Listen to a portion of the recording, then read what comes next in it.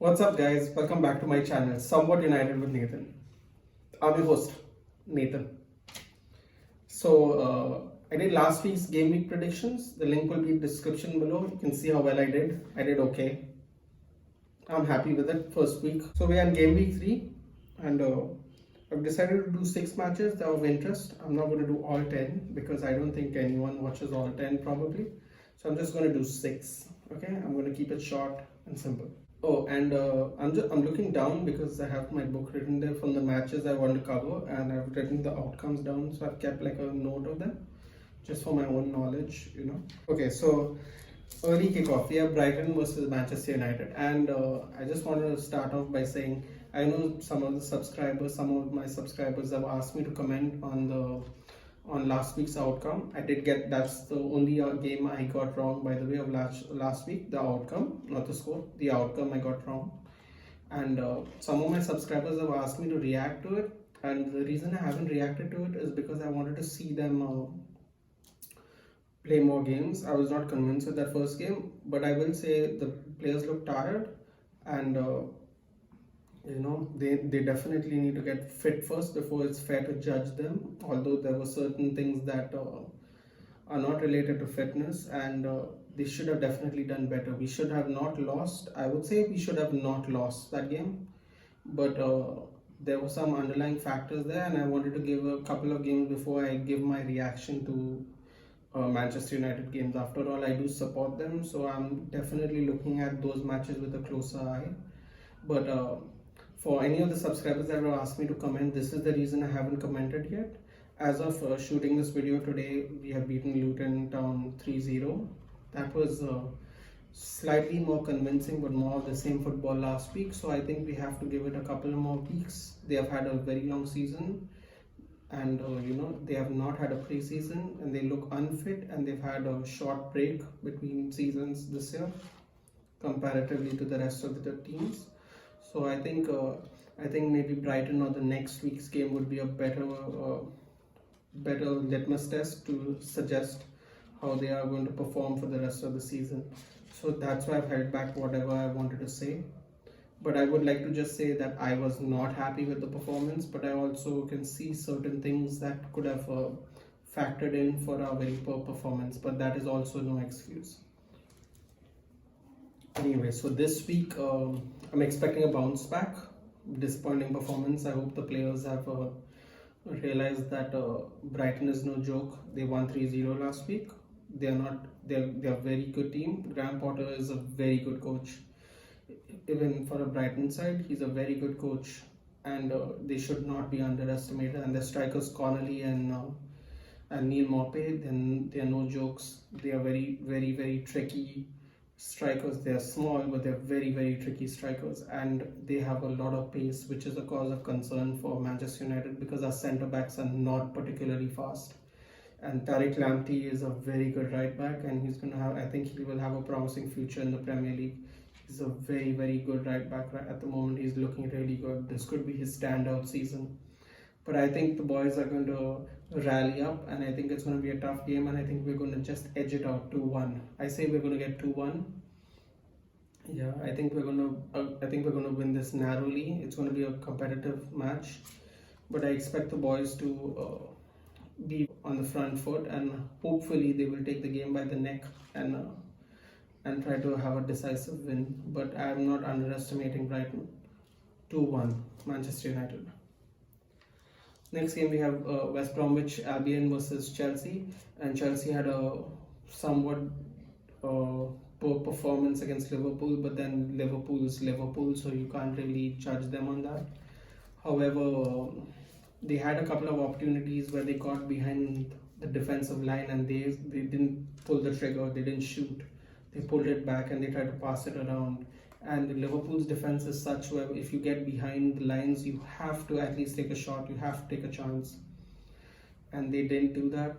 And there are some other underlying problems, like I mentioned last week, whereas they don't have all the players yet, so it's a little difficult to see how they will look. The final look of the team is Jorginho missed a penalty. Then Christensen got a red card, and once they got a red card, I don't think they had a chance of beating Liverpool after that, in all honesty. and Chelsea basically has to bounce back. And West Brom, while they looked good in the last game against Leeds, they did score first, in fact, in that game, but they ultimately lost 5-2 to Leeds. They look like they have a couple of really good players. Like I said last week, Diangana and Matheus Pereira they're really good players for West Brom. But I think Chelsea are going to come back, and I think they're going to take out their frustrations on West Bromwich, and I don't think West Bromwich has enough quality to do anything about it. I'm going with a bold 3-0. I think they're going to really take it to West Bromwich Albion. Then we have Tottenham and Newcastle, and Tottenham's defense still didn't look so promising against Southampton last week, but their attack is just too good. Between Harry Kane and Heung-min Son in particular, those two are a deadly combination against any opposition in the Premier League. And Newcastle looked convincing first game week. Second game week, they looked like they were a championship team. You don't know which Newcastle you're going to get every week, and that's why they are going to be mid-table. I think bottom of the mid-table, they'll be between that 10 to 15 spot, I think, because they keep having on and off performances, and they can't afford to do that, because I think this year's league is going to be very competitive. I say Tottenham's going to win 2-0. Then we have Man City and Leicester, which is probably the game that's going to be the most interesting this week. Leicester is showing a promising range of attack right now with their other midfield members like Dennis Bright and Castagna. Castagna looked really good at right back. He's been bombing forward a lot. I think he's gonna move to left back when Ricardo Pereira gets fit again. I think they're gonna have two good fullbacks, and I think of course they have Vardy up in front. But I think Man City looked too good against Wolves, especially in the first half. They looked quite good, and I think ultimately Leicester won't have enough to beat Man City. And I think it's going to be 3-1. I think it's going to be I think there are going to be goals in the game. I think it's going to be 3-1. I think Man City is just going to pull it off and continue their vein of form. Then we have Crystal Palace and Everton, and yes, I couldn't avoid this game because one, Crystal Palace beat us, so you have to give them that respect. And two, Everton's been looking good. Like I said again last week, James Rodriguez, Calvert-Lewin, they both got on the goals. They're looking good. That midfield is looking good of Everton. They have the engine of Alan and the creativity of James Rodriguez, and of course we have Richarlison also bombs forward a lot. I think when he's not playing a striker, he has to find more balls to Calvert-Lewin. I think he has to pass the ball more and not go for shots. And then of course we have Calvert-Lewin, I think, who's joint top scorer in the league right now. He's had 4 goals, I think. So yeah, I think he with Son, they both have 4 goals. So he's looking promising. He's looking like he's in form. And I think it's going to be a competitive game. Will Zaha show up again this week? You never know. With Zaha and Ambrose Townsend, they're very good players. And there's something about Crystal Palace where their team just works. They don't have a lot of big names, but their team plays well together most game weeks.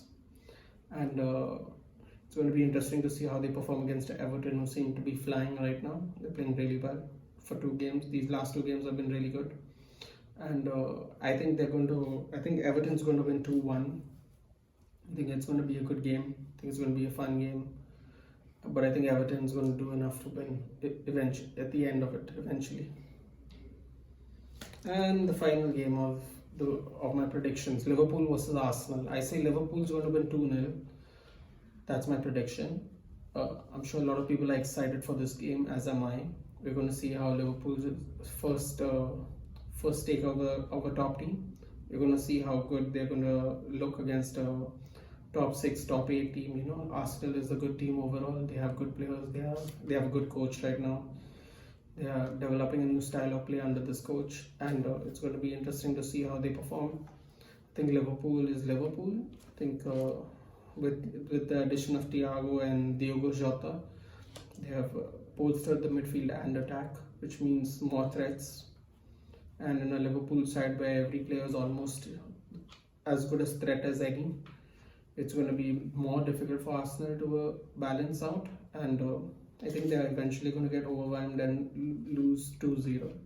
It's going to be a good game. I think Arsenal are going to fight back. It's not going to be like last season where they just got overwhelmed by Liverpool. They're going to have their moments. They're going to play well, and I think it will be too much for them at the end of the day. They're going to probably lose 2-0, and Liverpool's going to continue their domination from last season. I think they're going to continue. They already beat Chelsea. If they beat Arsenal, they're going to be flying, and it's going to look really good for them. By the end of this month, they're going to probably, be on top of the league, and they're going to have probably a good goal difference too. So somebody has to stop them. But I don't think Arsenal is going to be the team so early in the season when they've had a break. They're quite a fresh Liverpool team, so I think that's what's going to happen. So this was my game week 3 predictions. I hope you all have a good week of football. I hope you all enjoy it. I hope you all watch as many games as you all possibly can if you love football like me. And hopefully I hopefully get the outcomes right. If I get the scores right, it's a bonus. I will say that possible shock of the week might be Leicester versus Man City. I have predicted Man City is going to win, but I think maybe Leicester might be able to pull off a shock. That's my shock of the week, possibly. If you like the video, please share and subscribe and comment down below. Thank you.